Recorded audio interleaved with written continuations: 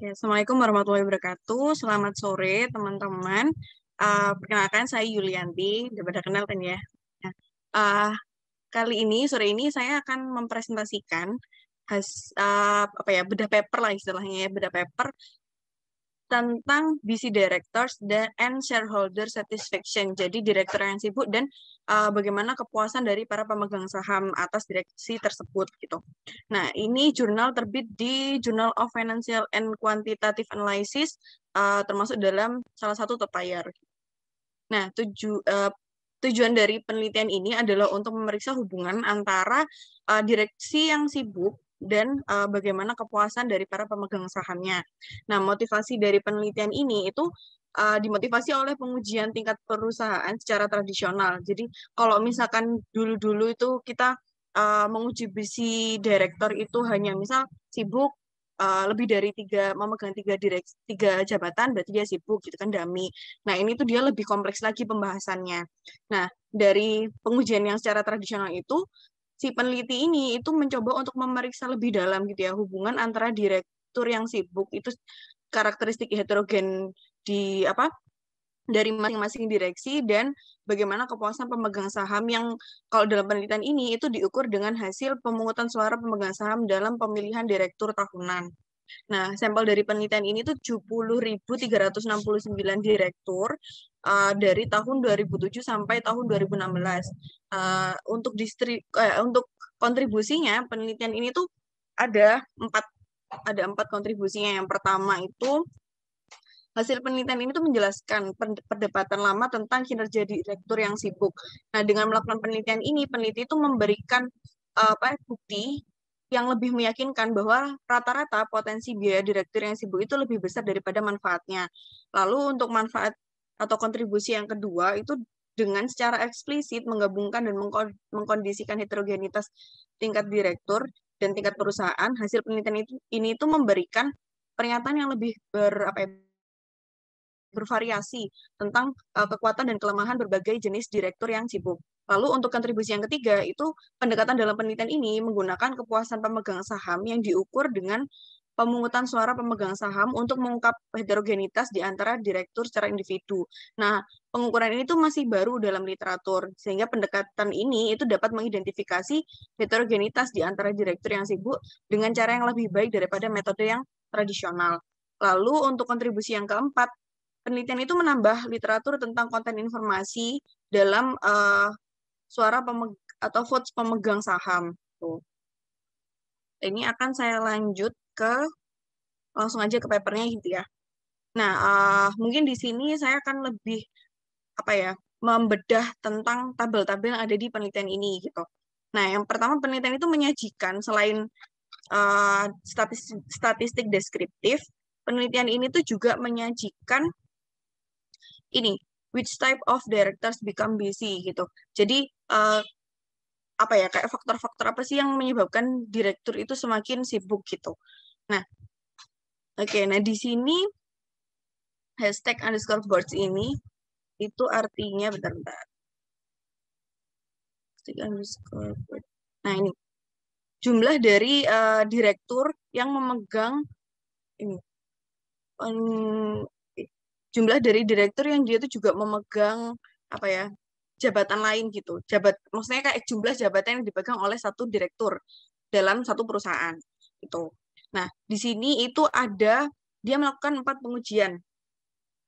Dia melakukan 4 pengujian di mana yang kolom pertama itu bisa dilihat bahwa retired itu ini direktur yang sudah pensiun gitu, yang sudah pensiun sebelumnya itu dia akan cenderung untuk menjabat lebih dari satu jabatan gitu. Maka sehingga hasilnya kan di sini positif.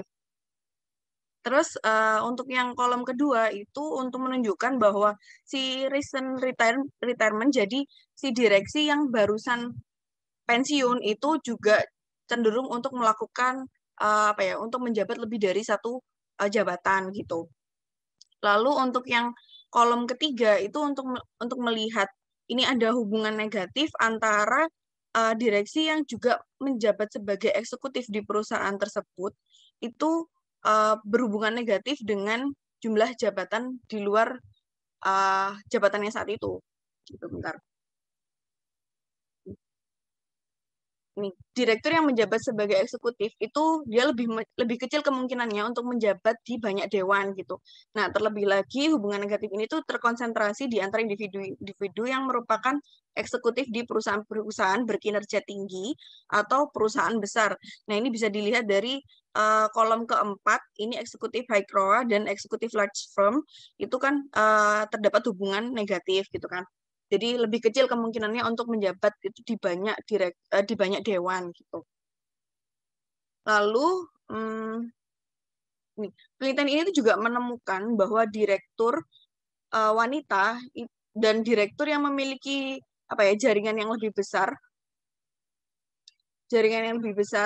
dan latar belakang pendidikan yang lebih kuat itu cenderung untuk mengambil lebih banyak jabatan di dewan lain gitu. Lalu ini untuk yang minority itu ada hubungan negatif.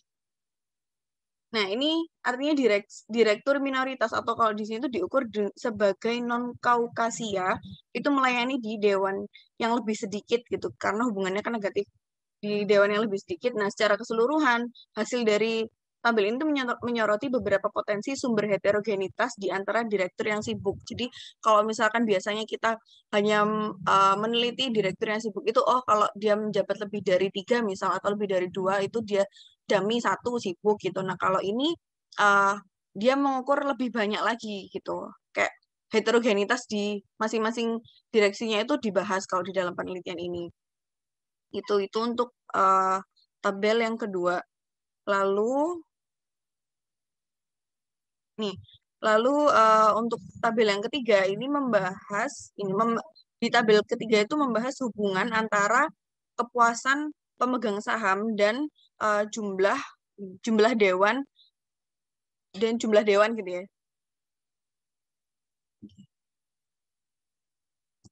Nah, di sini secara khusus kepuasan pemegang saham itu lebih rendah untuk direktur dalam, terus konsisten dengan literatur yang menyatakan bahwa direktur luar dapat melindungi kepentingan pemegang saham. Nah, ini kalau di sini kan bisa dilihat kalau di kolom 1 itu nggak ada, ini itu nanti ada financial expert, retired age, tenure, ini kan apa ya istilahnya, kontrol kalau di dalam penelitian ini. Nah, kontrolnya ini hanya diuji pada kolom kedua dan kolom ketiga. Nah, di kolom ketiga ini akan ditambahkan juga itu ada ISS for REC, di mana ISS for REC itu adalah dia akan bernilai 1 jika direktur itu mendapatkan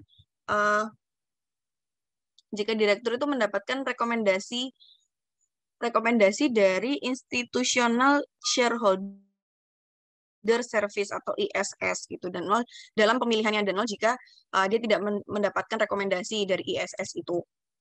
Nah, dari ketiga ini itu menunjukkan bahwa ketika direktur itu sibuk gitu ya, ketika direktur itu sibuk, maka pemegang saham itu percent for votes ini menggambarkan kepuasan dari pemegang saham. Jadi kepuasan dari pemegang saham dalam penelitian ini itu diukur dengan ini percent for vote. Jadi berapa persentase yang dia terima ketika pemilihan gitu. Bentar saya tunjukkan. Ini number of for votes dibagi dengan total number of votes gitu. Nanti dikalikan dengan 100 gitu untuk mendapatkan nilai persentasenya itu. Nah, di sini berdasarkan kolom 1, 2, 3 dari panel A ini, di regresi utamanya itu menunjukkan bahwa direktur yang sibuk itu akan mendapatkan kepuasan pemegang sahamnya itu menjadi lebih rendah gitu karena adanya hubungan negatif. Lalu untuk yang tabel ketiga ini untuk ada hubungan non-linearity gitu ya. Non-linearity antara visi director dan kepuasan pemegang sahamnya tadi. Nah, hasil ini menunjukkan bahwa rata-rata efek batasan waktu dari direktur yang sibuk itu mendominasi manfaat pengalaman dan keterampilan, setidaknya sehubungan dengan preferensi pemungutan suara dan pemegang saham. Lalu di tabel keempat itu ada efek dari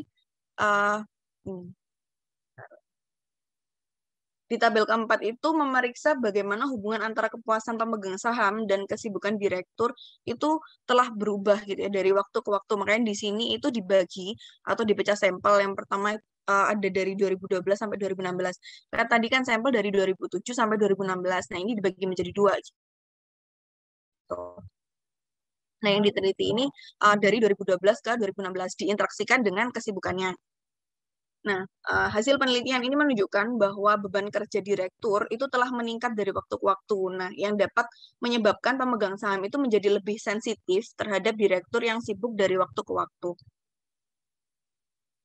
Nah, hasil pada tabel 4 ini itu konsisten dengan pemegang saham yang mengakui bahwa peningkatan tuntutan waktu pada direktur yang sibuk dari waktu ke waktu atau mungkin si pemegang saham ini menjadi lebih sadar akan biaya yang terkait dengan memiliki direktur yang sibuk di dewan gitu. Jadi kan di sini bisa dilihat kalau interaksi antara kesibukan direksi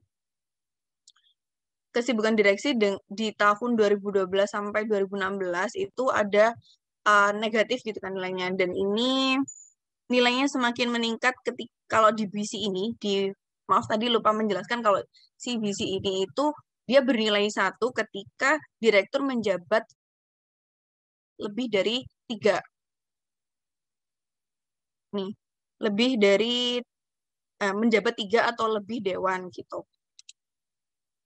Tuh, nah ini untuk apa namanya? Untuk pengujian lainnya dia juga melihat bagaimana kalau dewan itu menjabat 4 atau lebih gitu. Nah, hasilnya sama-sama negatif sehingga bisa disimpulkan kalau direksi yang sibuk atau direktur yang sibuk itu akan mendapatkan kepuasan pemegang saham itu yang lebih rendah gitu. Akan menyebabkan kepuasan pemegang saham itu menjadi lebih rendah. Lalu yang berikutnya, nah di tabel kelima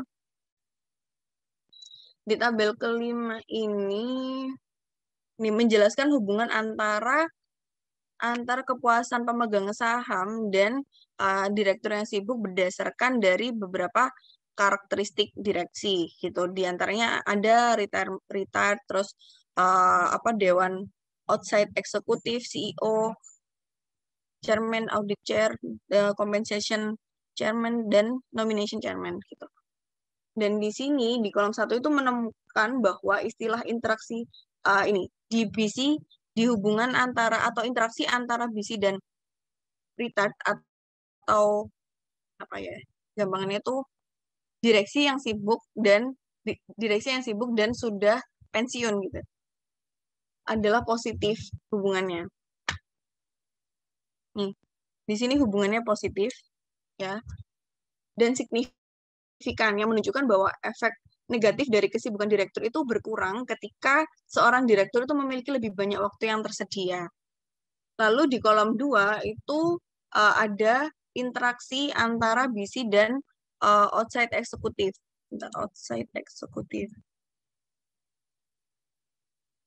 Nih, outside eksekutif itu ketika dewan itu sibuk dan diinteraksikan dengan dewan yang juga menjabat atau direktur yang menjabat sebagai eksekutif gitu, di perusahaan yang berbeda, outside kan di perusahaan lainnya. Gitu. Nah, ini ada hubungan negatif dan signifikan. Nah, ini menunjukkan bahwa direktur yang sibuk yang juga menjabat sebagai eksekutif di perusahaan lain itu menerima kepuasan pemegang saham yang lebih rendah. Lalu di kolom ketiga itu melihat interaksi antara BC dan CEO. Jadi direktur yang sibuk, tapi dia juga menjabat sebagai CEO di perusahaan tersebut. Nah, itu menunjukkan hubungan yang signifikan dan negatif dan signifikan gitu ya. Nah, ini menunjukkan bahwa efek negatif dari kesibukan itu lebih dari 2 kali lipat untuk CEO. Karena di efek utamanya di yang sebelumnya itu hanya 0,63, sedangkan di sini ada 83 gitu di tabel sebelumnya tadi. Nah, lalu di kolom 4 itu ada di kolom 4 itu dewan yang sibuk dan menjabat sebagai chairman di perusahaan tersebut gitu. Nah, efek negatif yang signifikan secara statistik dan ekonomi itu ditemukan untuk direktur yang sibuk yang juga menjabat sebagai chairman gitu ya. Nah, tapi kalau di tabel 5, 6, 7 itu tidak ditemukan hubungan yang signifikan gitu. Nah, sedangkan di tabel yang ke-8 ini menunjukkan bahwa tuntutan waktu internal yang timbul dari melayani di beberapa komite dapat memperkuat efek negatif dari kesibukan. Jadi kan dia juga dia menjabat di banyak dewan, tapi dia juga menjabat di komite lainnya seperti itu. Oke. Lalu, nah sekarang ke tabel ke-6. Nah, di tabel ke-6 ini memeriksa bagaimana hubungan antara kepuasan pemegang saham dan direktur yang sibuk berdasarkan dari portofolio karakteristiknya. Ini. Nah, ini ada variabel baru namanya same FYI month. Nah, ini untuk direktur yang dia itu juga menjabat di di dewan lainnya, di perusahaan lainnya, di perusahaan lain yang juga memiliki tahun fiscal year itu yang sama gitu. Fiscal year and month itu yang sama dengan perusahaan yang saat ini dijabat gitu. Nah, di kolom 1 itu menunjukkan bahwa pemegang saham itu sangat tidak puas ketika direktur sibuk melayani dewan yang memiliki yang memiliki fiscal year and month itu yang sama gitu. Nah, kalau yang di kolom kedua itu hasil menunjukkan bahwa ada hubungan negatif antara BC dan Excom. Kalau Excom di sini itu benar. Total number of board committee, jadi total dari komite dewan yang ada di perusahaan yang dijabat oleh si direktur itu. Nah, di sini hasilnya kan juga negatif. Sama kayak di kolom 4 itu juga menunjukkan bahwa tuntutan waktu yang lebih besar di salah satu dewan direktur itu dapat mempengaruhi kinerjanya di dewan lainnya. Ini. Oke. Nah, di sini ada di CEO turnover. Di CEO turnover, terus ada juga di stock price drop, dan ada di acquisition, dan di combine. Nah, kalau yang di CEO turnover itu ketika si dewan itu menjabat di perusahaan di mana sebelumnya itu ada CEO turnover di perusahaan tersebut. Terus kalau yang di stock price drop itu direktur atau direksi yang juga menjabat di perusahaan lain di mana perusahaan tersebut itu pernah mengalami stock price drop gitu atau penurunan stock price. Kalau yang acquisition itu direksi yang menjabat di perusahaan lain di mana perusahaan lain tersebut itu pernah melakukan akuisisi. Itu kalau combine itu berarti campurannya gitu ya. Atau salah satu dari ketiganya ini. Nah, ini semuanya menunjukkan hubungan ini negatif gitu. Sehingga menunjukkan bahwa si kepuasan pemegang sahamnya itu menjadi lebih rendah ketika si perusahaan itu ketika si direksinya itu sibuk dan menjabat di beberapa perusahaan ini sesuai dengan karakteristiknya ini. Lalu berikutnya di tabel ke-7. Nah, di tabel ke-7 ini peneliti itu menggunakan variasi karakteristik perusahaan di antara dewan di mana seorang direktur itu menjabat pada tahun tertentu untuk memeriksa apakah perusahaan tersebut mendapat manfaat lebih dari keahlian direktur yang sibuk tersebut.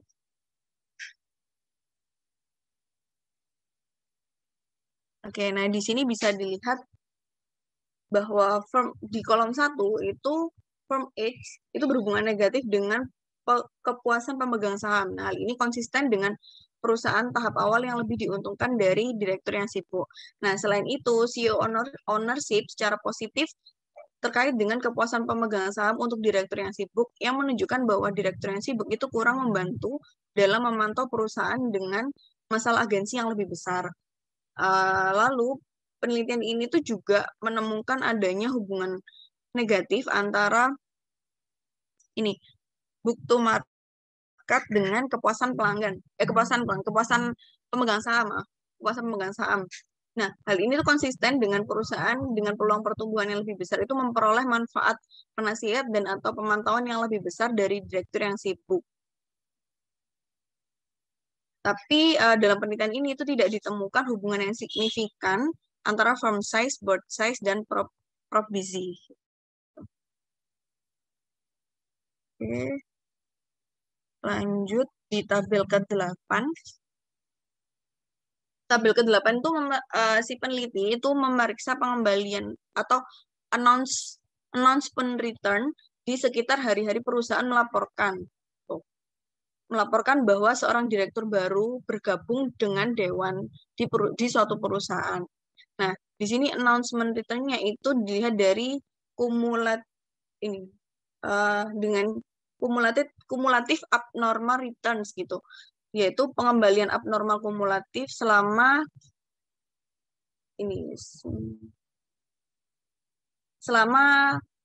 event tersebut terjadi gitu. Nah, di sini ini event window-nya itu dia menggunakan H-1+1 dan H-2 plus sama H+2 gitu. Makanya di sini ada dua bagian gitu kan.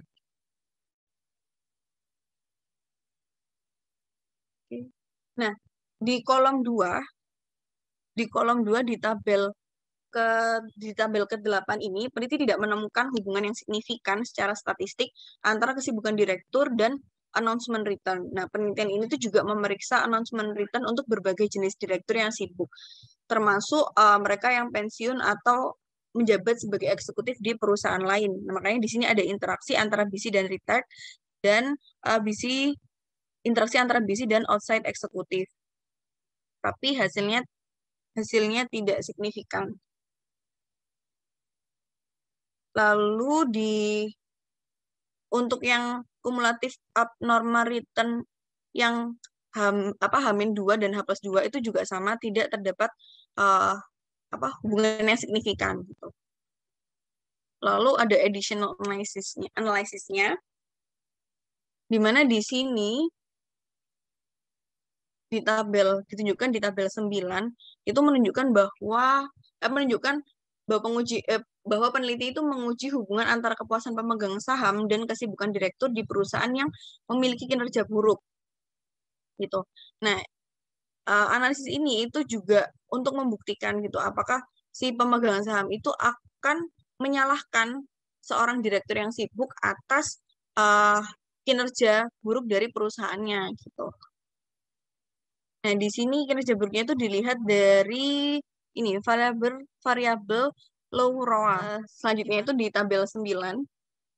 Tabel 9 itu si peneliti itu menguji hubungan antara kepuasan pemegang saham dan kesibukan direktur di perusahaan yang berkinerja buruk. Nah, itu dilihat dari interaksi antara BC dan low ROA di tahun sebelumnya dan low ROA average antara tahun T-3 sampai T-1 gitu. Nah, dengan menggunakan ROA sebagai ukuran kinerja yang kurang baik, hasil itu menunjukkan bahwa pemegang saham memang bereaksi lebih negatif terhadap direktur yang sibuk di perusahaan yang berkinerja buruk. Nah, di kolom 1 di tabel 9, ya, di kolom 1 di tabel 9 itu menunjukkan adanya interaksi negatif dan signifikan. Nah, ini tuh artinya bahwa direktur yang sibuk itu akan menerima kepuasan pemegang saham itu yang sangat rendah di perusahaan dengan ROA yang rendah atau yang berkinerja buruk gitu.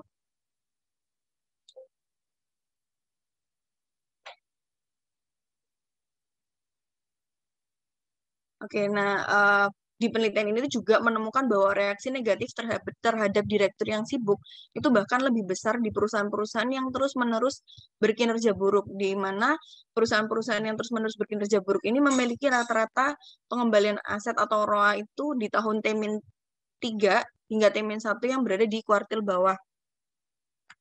Nah, di sini bisa dilihat bahwa koefisiennya itu semakin membesar kan. Artinya hubungan negatifnya itu semakin besar. Atau kepuasan pemegang sahamnya itu semakin buruk gitu. Semakin rendah, maaf. Lalu di pengujian berikutnya itu dia menambahkan analis tambahan berupa change analysis gitu. Di mana di tabel 10 ini si peneliti itu memeriksa bagaimana perubahan dalam jumlah dewan di mana seorang direktur itu menjabat akan mempengaruhi perubahan persentase dari persentase votes dari pemegang saham. Nah, change analysis ini memberikan tambahan atas validasi internal dan robust untuk hasil utama dari penelitian ini. Nah, berdasarkan tabel 10, hasil menunjukkan hubungan negatif antara perubahan jumlah dewan dan perubahan pemungutan suara, dan hasil ini konsisten dengan temuan-temuan sebelumnya.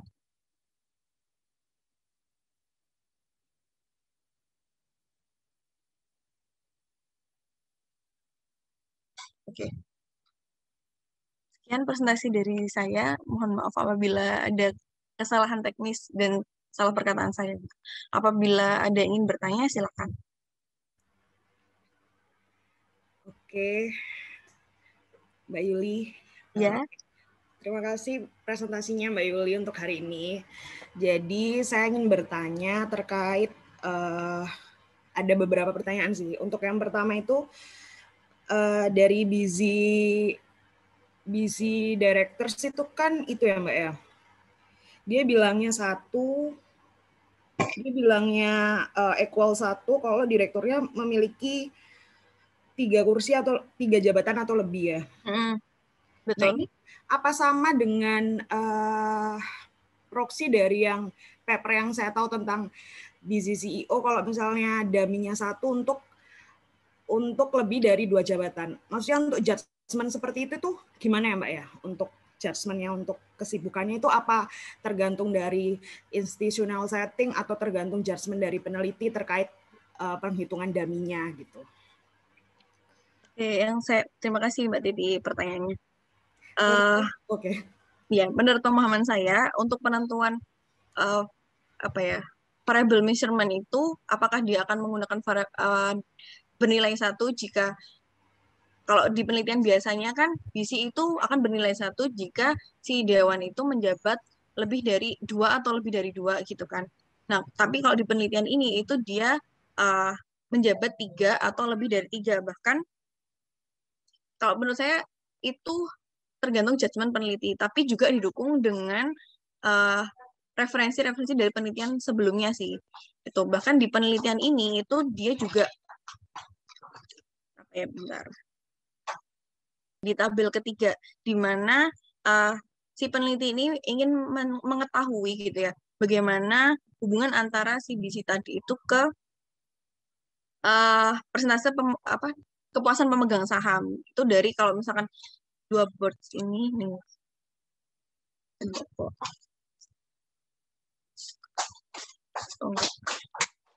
Nih, kalau misalkan dia menjabat 2 dewan, kalau ini menjabat 3 dewan seperti itu sih. Kalau menurut saya perbedaan itu tergantung judgement peneliti juga, tapi juga didukung oleh penelitian-penelitian sebelumnya gitu. Oke. Kalau boleh tahu ini dari sampelnya negara mana ya Mbak ya? Ini saya baca nih kolek dari CRS Kompustat ya, tapi nggak tahu ada negaranya sepertinya, nggak dijelasin dari negara mana. Iya, nggak dijelasin. Jadi Mbak Yuli sempat menjelaskan kalau di paper ini tuh ternyata direktur yang memiliki kedudukan eksekutif itu tuh kurang bisa untuk rangkap jabatan gitu. Tadi Mbak Yuli dengarnya seperti itu. Iya betul, Iya betul Mbak Titi. Itu ada di tabel ini Ini kalau misal si dewan itu juga menjabat sebagai eksekutif di perusahaan lainnya, itu hubungannya negatif, maka si kepuasan pemegang sahamnya itu akan semakin menurun seperti itu. Oke. Tapi untuk sampelnya sendiri dari negara mana kurang itu ya? Nggak Iya, didiskusi di paper iya ini. tidak didisklose sih.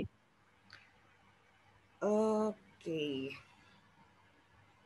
Oke, Mbak Yuli, mungkin sementara itu dari saya. Terima Oke, kasih. terima kasih Mbak Titi. Mbak Yuli Mbak. mau tanya, Mbak. Iya, monggo. Kalau tadi kan Titi kan bahasnya dari sisinya ini ya, dari sisi portnya kan. Kan emang di sini kan portnya kan kompleks ya. Maksudnya dia di apa? Acik boleh agak keras suaranya. Oke, sorry.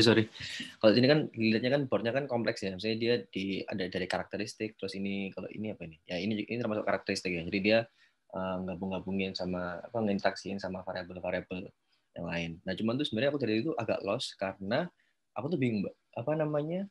Ngukur kepuasannya tuh gimana ya? Maksudnya kan dari tadi kan dari apa? Dari kepuasannya shareholder ya. Cara ngukurnya tadi aku agak kurang paham itu. Ini oke, terima kasih Mas Haji.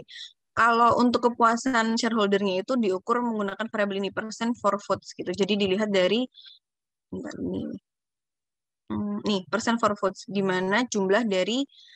Jadi kan kalau votes itu kalau di penelitian ini tuh dia bilang ada 3 kategori, ada for, ada against, menolak, dan ada abstain gitu, absen gitu. Nah,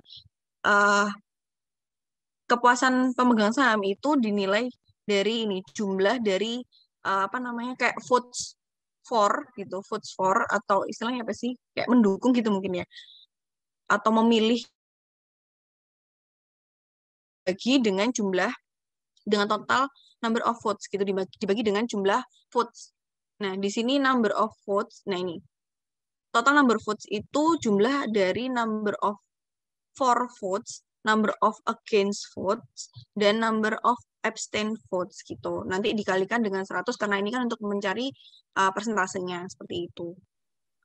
Berarti apa namanya? Ini apa? Dia ngoleknya datanya waktu apa? Waktu apa ya, Mbak? Maksudnya atau emang ada kesempatan di mana si shareholder ini nge-vote karena atau mungkin aku yang kurang membaca juga ya karena aku nggak maksudnya kayak pada saat apa gitu loh si shareholder tuh nge-vote-nya Itu dari atau enggak maksudnya dia apa koleknya mungkin manual atau dia ngambil dari pemungutan suara pemegang saham dalam pemilihan direktur tahunan. Oke. Kalau di sini dijelaskannya seperti itu. Jadi waktu RUPS gitu mungkin ya. Ya, kalau misalnya di Indonesia mungkin bisa dibilang RUPS gitu ya. Oke. Sebentar Mbak Yuli, aku masuk Mbak Yuli. Ya, monggo. Berarti untuk yang voting itu tuh nggak didiskus di annual report, nggak ada didiskus di annual report sendiri ya untuk vote itu. Mungkin ada kesimpulannya di annual report. Berarti emang harus jadi koleknya tuh pada saat RUPS. Mungkin karena ini beda setting ya kalau sama Indonesia. Saya mikirnya kalau misalnya di Indonesia ini gimana gitu. Soalnya kalau lihat dari annual report, penjelasan voting nggak anu ya. Itu penjelasan votingnya itu cuma bilang from ISS Voting Analytics tuh. Jadi kayaknya sih mungkin kalau di Indonesia kayak base data gitu kali ya. Iya kayak ada database gitu nggak sih? Kalau misalkan di Indonesia kan tapi mungkin nggak didiskus di annual report. Saya kalau di annual report yang di Indonesia, setahu aku nggak sejauh itu sih untuk sampai bilang kandidat-kandidatnya. Iya. Emang nggak ada kalau di annual report Indonesia. Tapi kurang tahu lagi kalau misalkan mungkin di RUPS-nya didisclose kali ya. Karena saya pribadi juga belum pernah baca isi RUPS itu sendiri sih. Barangkali kalau Mbak Titi mau meneliti, mungkin bisa dipahami gitu ya, RUPS di Indonesia bagaimana. Itu sebenarnya udah sempat aku koleksi untuk RUPS itu, ternyata nggak semua perusahaan tuh nunjukin hasil RUPS-nya. Jadi beberapa perusahaan aja yang nunjukin video sama hasilnya gitu. Nggak semua. Itu ada di laporan tersendiri gitu ya, Mbak? Maksudnya ada di, apa sih istilahnya, kayak pengumuman tersendiri gitu ya di website-nya perusahaannya gitu tapi mungkin. Lebih tepatnya yang saya nemu untuk kolek di Indonesia itu lebih videonya sih, video langsungnya. Di BCA waktu itu saya nemu. gitu. Terima kasih Mbak Titi, Mbak Roro informasinya. Mbak Yuli, Ya, aku monggo. mau diskusi. Ya, monggo. Jadi sebenarnya tuh aku tadi tuh bertanya-tanya gitu loh, gimana sih penilaian untuk kepuasan shareholder ketika dinilai dengan cara sekedar voting gitu kan. Padahal voting itu gimana mendapatkan voting yang equal, yang sama jika setiap perusahaan itu punya kesempatan pergantian yang berbeda, pergantian director, pemilihan. Misalnya kalau di Indonesia sendiri ada yang tiap 2 tahun sekali udah ganti, ada yang 5 tahun sekali ganti, terus berhak untuk dipilih kembali. Ada yang beda-beda kan istilahnya gitu. Terus kemudian mungkin aja karena kesempatan pergantiannya berbeda, sama ada kemungkinannya untuk bisa dipilih kembali, itu akan menunjukkan perbedaan sama lama jabatannya gitu. Untuk yang terus sampai dia misalnya nih dalam 1 tahun bisa dipilih, maksudnya dalam 2 tahun sekali diadakan, terus bisa dipilih secara berurutan 2 kali masa jabatan. Berarti dia punya maksimal 4 kali 4 tahun masa jabatan. Kalau misalnya terpilih secara beruntun. Tapi kalau misalnya enggak, mungkin aja jadi berbeda gitu. Makanya aku tadi nanya gimana mengukur untuk kepuasan itu bisa equal gitu. Terus kemudian yang kedua, mungkin aja ada potensi bias. Kenapa kok dipilih berdasarkan karena kepuasan itu? Jangan-jangan sebenarnya bukan puas, tapi karena dia bagian dari family firm atau mungkin bagian dari political connection gitu. Kalau yang tadi kan dimiliki adalah berdasarkan besaran ownership itu kan sahamnya lah. Kalau yang tadi itu ya, kalau nggak salah, benar nggak Mbak? Ya memang mesti yang terakhir. Nah, kalau yang di paper ini kan ngomongnya adalah besaran ownership-nya kan, yang dimiliki sama si director, sehingga dia punya kesempatan untuk dipilih kembali.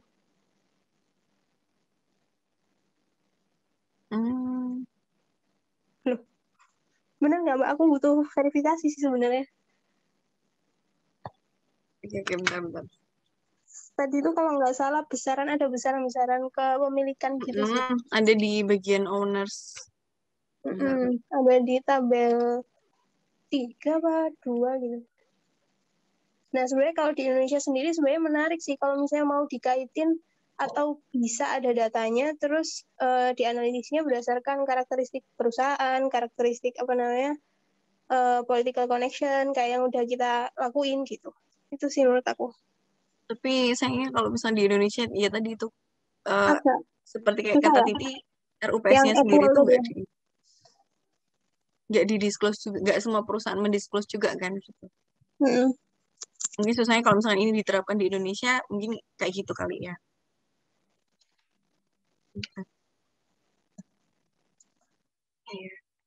Halo. Ya, Mbak Agnes. Oh, ini masih jawab pertanyaannya Roro apa udah? Ini, bentar ya, Nes. Masih jawab pertanyaan Roro. Oke. Ini ya, Ro, yang CEO ownership.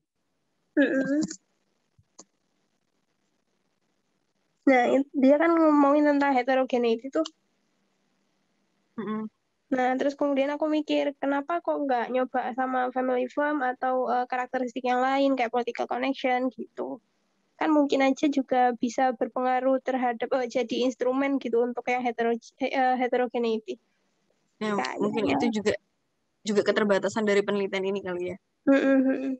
Kenapa dia nggak sampai memikirkan, maksudnya nggak meneliti sampai ke sedetail itu gitu, nggak memikirkan. Atau mungkin karena institutional settingnya juga berbeda sih. Bisa jadi. Mbak, kalau yang di sana itu pergantiannya kayak gimana? Maksudnya? Nggak ada pergantian direkturnya. Nggak dijelaskan sih. Oke. Nggak nemu paper ini mendisclose tentang itu.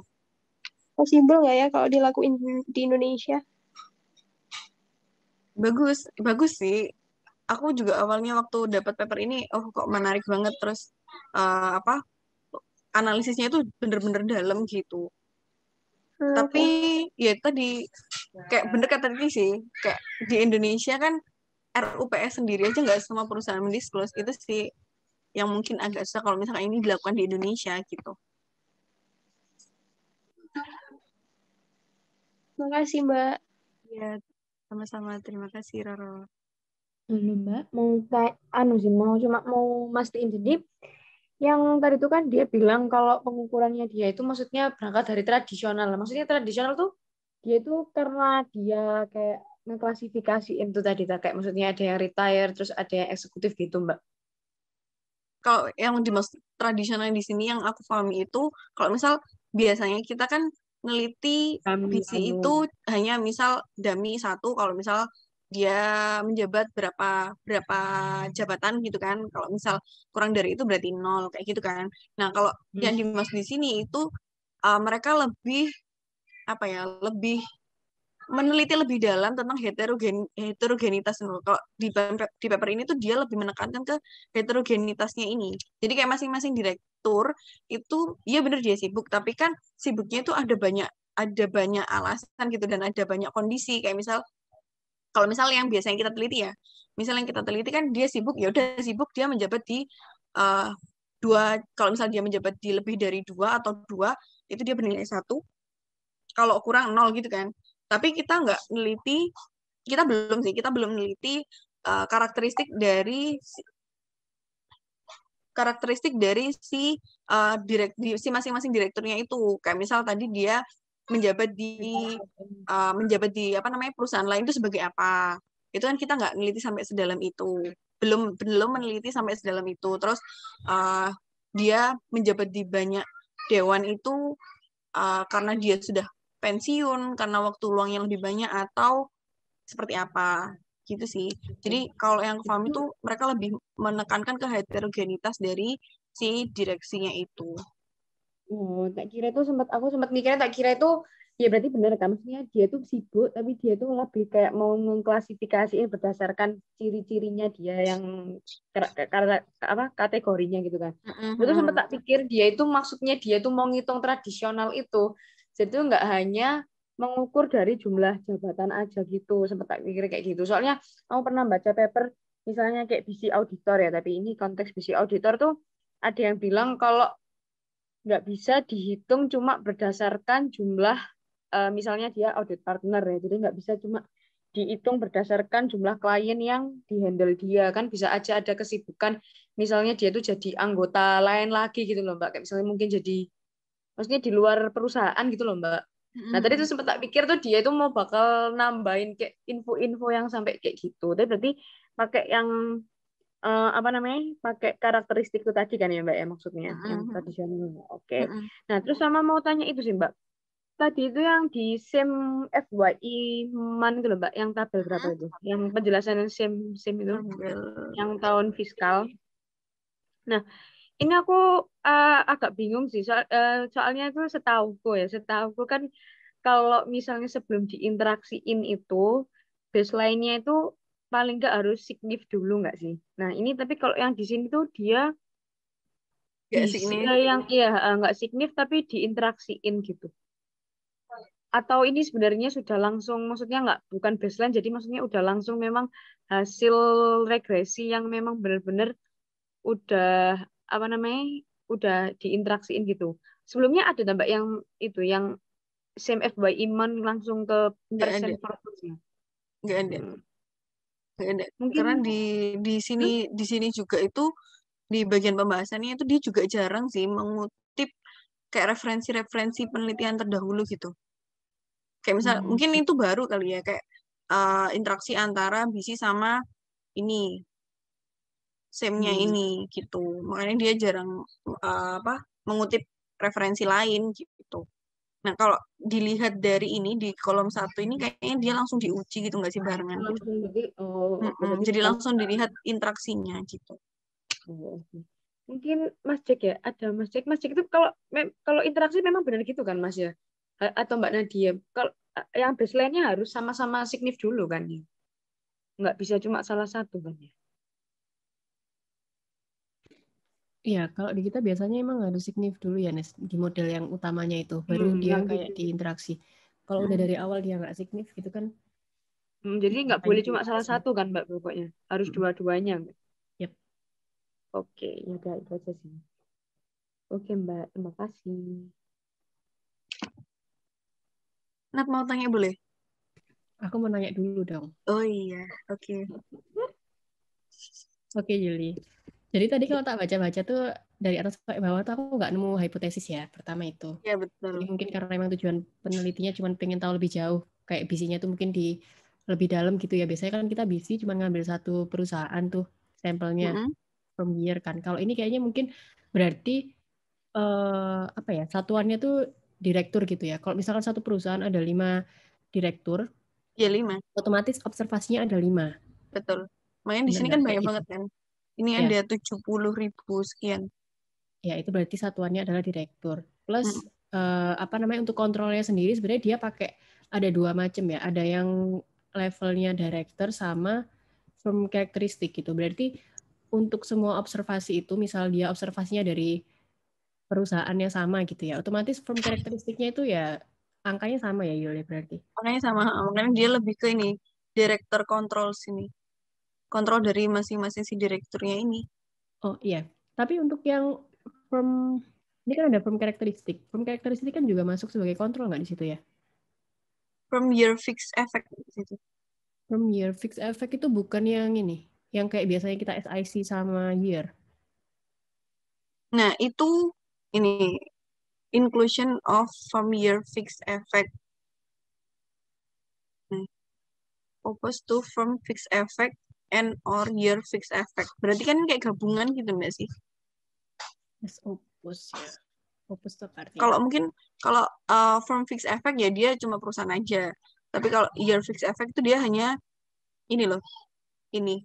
Kalau from fixed effect dan year fixed effect itu dia kayak masing-masing gitu nggak sih? Kalau kayak perusahaan K, perusahaan L sendiri-sendiri gitu. Makanya kayak di hasil apa tabel regresinya itu kan biasanya di apa SIC-nya dulu terus baru terus habis itu di bawahnya tahunnya gitu kan. Kayak modelnya kayak gini kan benar. Tapi kalau Iya misalkan benar. from year fixed effect aku juga baru dengar ini. Jadi dia kayak kayak apa sih? Interaksi atau bukan ya istilahnya ya?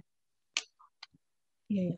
Kalau aku nangkepnya yang from year itu ya berarti kayak fixed effect biasa gitu, cuman mungkin dia pakainya yang firm gitu sama year, bukan pakai industri sama year. Kalau kita bisa industri sama year kan, ini dia firm sama year. Cuman yang masih kepo ini yang firm Ini nggak jadi characteristic satu gitu kan. Ini kan from year fixed effect gitu. Kalau misalnya dilihat di sini, kalau misalnya di sini kan dia sendiri-sendiri nih. Perusahaan K, perusahaan L gitu kan, terus habis itu tahunnya. Tapi kalau di sini itu perusahaan K tahun 2007, perusahaan K tahun 2008, perusahaan K tahun 2009, terus perusahaan L gitu. Betul, betul, betul. Maksudku adalah yang firm karakteristik yang itu loh, yang ada from age, from size, ROA, yang di appendix, yang di variable definition, itu kan levelnya ada yang firm karakteristik, terus ada yang directors karakteristik gitu. Cuman so far yang tak lihat itu yang ada emang directors karakteristik gitu. Sedangkan yang firm karakteristik kayaknya belum nemu atau Kalau dia from sebenarnya ada tapi cuma kayak karakteristiknya, include gitu mungkin ya. Kalau from karakteristiknya ini tadi dibahas sendiri sih, bukan sebagai kontrol sih. Oh, Kayak misalnya kayak from age, from size itu kan dia dibahas sendiri itu di mana tuh? oke. Table 7. Table 7 ada yang terpisah sih itu. From age, CEO ownership, size. Nah ini kan dia bahas sendiri-sendiri. Tapi kan di sini dia juga ada directors control itu kan? Iya, iya. Oke, Yul. Ya. Jin masuk tadi nambahin anunya Nadia ya.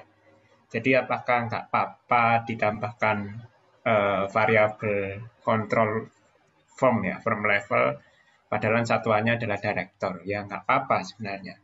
Kalau pernah lihat studi internasional, biasanya dia kontrolnya 2, firm level sama country level. Padahal unitnya adalah per firm, kayak gitu. Apakah nanti kalau beda firm tapi satu country, berarti variabel kontrolnya sama semua? Ya sama semua, nggak apa-apa. Kayak gitu. Jadi angkanya kan sama semua, gitu. Gitu. Karena itu hanya kontrolnya aja gitu ya Mas ya, bukan apa sih analisis utamanya gitu kan. Benar. Sama kayak diinteraksikan industri maju sama industri yang kurang maju, industri yang digitalisasinya tinggi sama rendah kan ya gitu sebenarnya. Beberapa anu kan sama nilainya, sama persis. Oke, terima kasih Mas Fajar penjelasannya.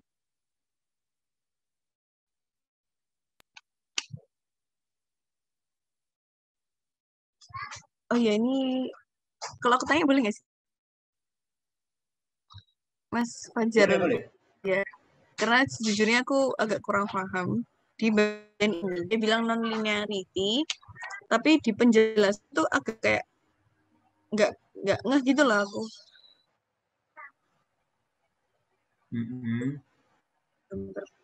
Ya, iya benar sih di sini. Yang panel B, nah ini. Non-linear character spesifik, ya with without.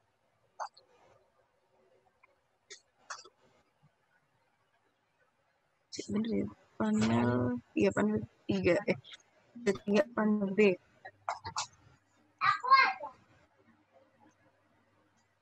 Ya, terus ke bawah. Kalau aku pahamnya, kalau dibilang non-linear tuh bukan kayak yang kemarin kita bahas yang U-shape itu ya. Aku mudahnya gitu, terus kemarin Mas Fajar, aku ingat banget Mas Fajar bilang nanti arahnya berubah, kayak gini gitu loh. Nah, Jadi, ini arahnya sama semua.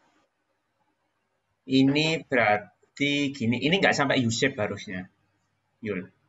Maksudku, kalau non-linear itu definisi, aku nggak tahu, mungkin nanti ada yang juga yang ngoreksi, atau mungkin Pak Iman ngoreksi juga, monggo.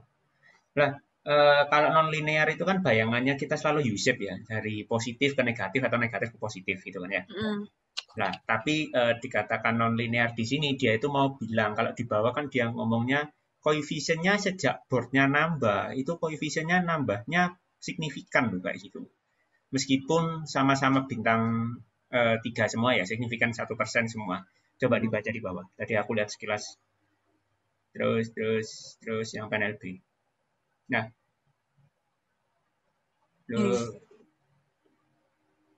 lah, tepat sekali. In kolom 2 lah, director 3 receive 0,4 votes. Gitu. Moreover, there is also monotonically lower shareholder satisfaction, bla bla bla. In 4, 5, and 6 as coefficient 1,02, 3,82, sama 4,53. Dia bilangnya itu kayak pada saat awal-awal, selisihnya itu cuma sedikit koefisiennya. Terus pada saat naik, itu increase in magnitude-nya itu quite large. Jadinya kayak dari 3 ke 4 itu naik 3 kali lipat. Lihat yang halaman berikutnya itu. Since this increase in magnitude is quite large, as the coefficient 4 board, kalau boardnya ada 4, is more than 3 times coefficient on 3. Nah, terus kalau 4 ke 5 itu juga 3 times, more than 3 times lagi. Padahal 1 ke 2, koefisiennya bedanya cuma sedikit. Ini ya, koefisien di sininya ya. Betul, yang koefisiennya yang di kolom kedua sih dia bahasnya, yang dari terkontrolnya ya semua. Itu kan cuma naiknya sedikit tok tuh. 0,094 ke 0,25, 25 ke minus 1 lah itu dia. Naiknya lama-lama turun, sorry. 94 ke 25 itu hampir 3 kali lipat harusnya. Benar ya? Kan kalau 3 kali lipat 27 harusnya. 25 ke 1 itu naik 4 kali lipat. 1 ke 3,8 itu hampir naik 4 kali lipat juga, tapi 3,8 ke 4,5 itu naiknya nggak sampai berkali-kali lipat, kurang dari sekali kan. Ya, jadinya apakah tetap negatif? Tetap negatif, tapi semakin melandai gitu loh dia. Oke, makanya dia bilangnya non-linearity gitu ya. Benar, dan dia nggak bahas sama sekali U-shape kan di sini soalnya. Iya. U-shape kan nggak ada. Ya karena dia nggak nemukan U-shape sampai bentuk U gitu nggak, tapi memang melandai. Oh, mungkin akan bisa menjadi bentuk U gitu ketika ininya semakin banyak gitu mungkin ya. Benar. Titik-titiknya itu akan semakin banyak gitu. Benar, mungkin. Cuman kan nggak disajikan, entah karena hasilnya nggak nemu, nggak sampai positif signifikan gitu ya nggak tahu, atau gimana ya nggak tahu. Cuman dia argumennya gitu ya. Aku nggak tahu ya apakah itu bisa di-accept sama seluruh reviewer apa enggak kayak gitu. Oke, paham. Gitu. Oke, terima kasih Mas Cik penjelasannya. Sama-sama.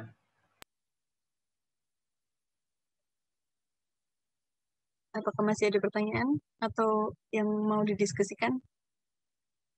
Atau barangkali ada yang mau ngasih kritikan gitu buat paper ini?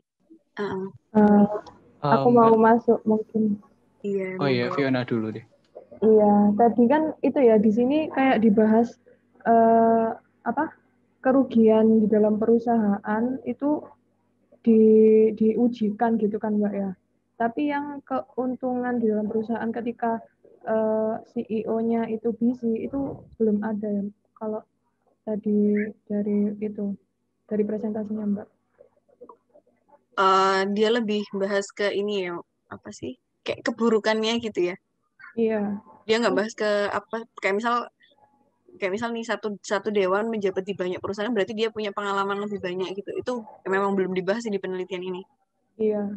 Mungkin kalau nanti next itu apakah mungkin bisa itu ya kayak keuntungan ketika suatu perusahaan itu untung dan CEO-nya itu busy, apakah itu juga mempengaruhi ke satisfaction-nya shareholder atau enggak gitu? Ya, bisa jadi.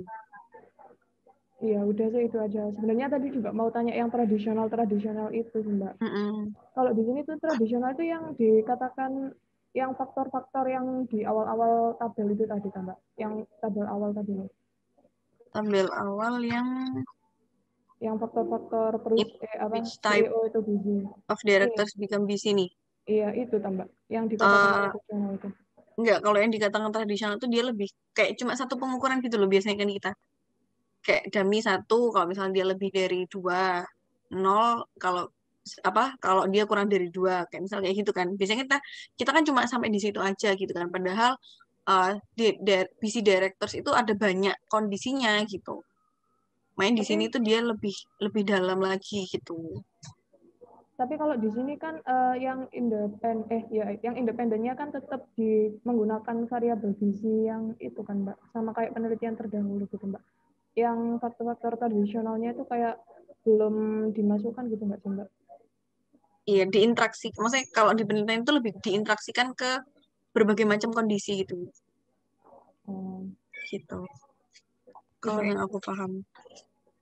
Ya udah, gitu aja sih. Ya, oke, terima kasih Vio. Mbak, aku mau nanya ya.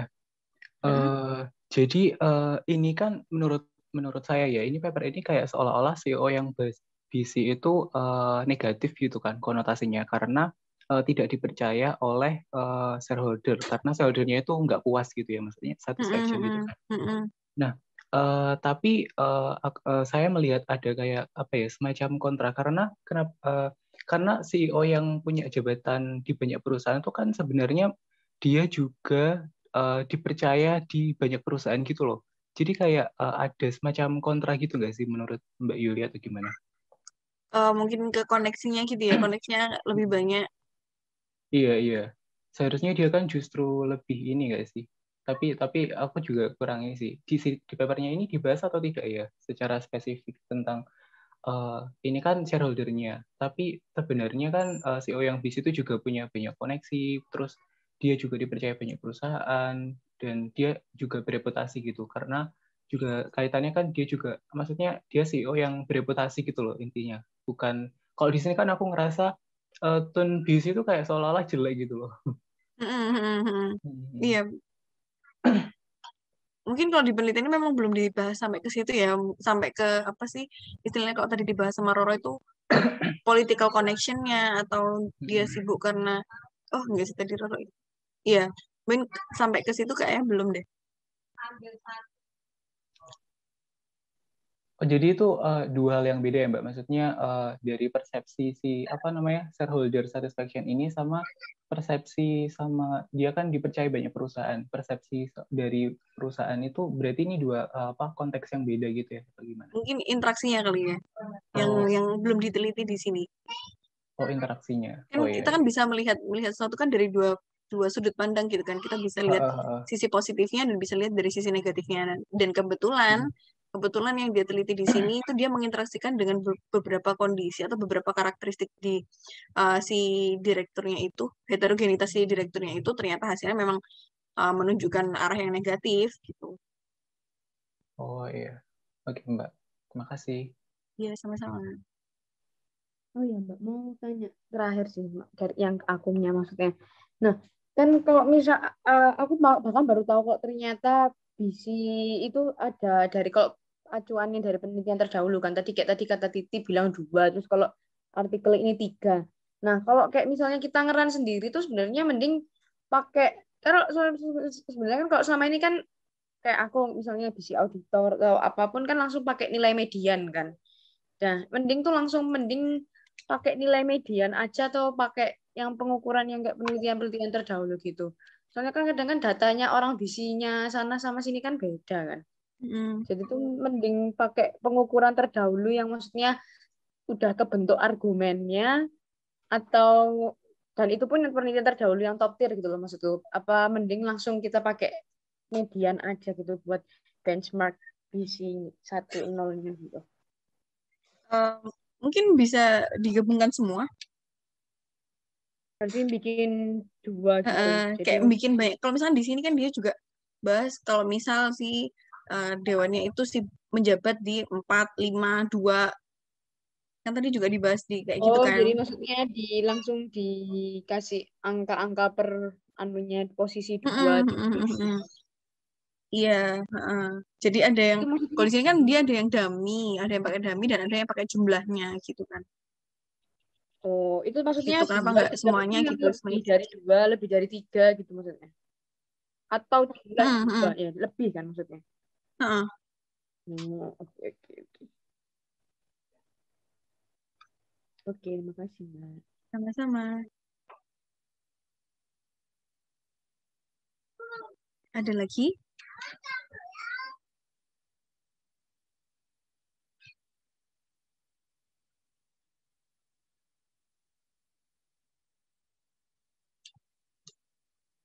Atau mungkin ada lagi yang ingin didiskusikan? Atau sudah cukup karena ini juga mau maghrib ya? Gimana Nadia? Saja. Iya. Kalau udah nggak ada yang tanya, mungkin bisa ditutup Yuli. Oke, terima kasih atas partisipasinya sore hari ini. Mohon maaf apabila ada kesalahan. Tadi juga ada kesalahan koneksi, ada error di koneksi, dan maaf apabila ada pengucapan saya yang kurang jelas atau salah ya. Terima kasih. Wassalamualaikum warahmatullahi wabarakatuh.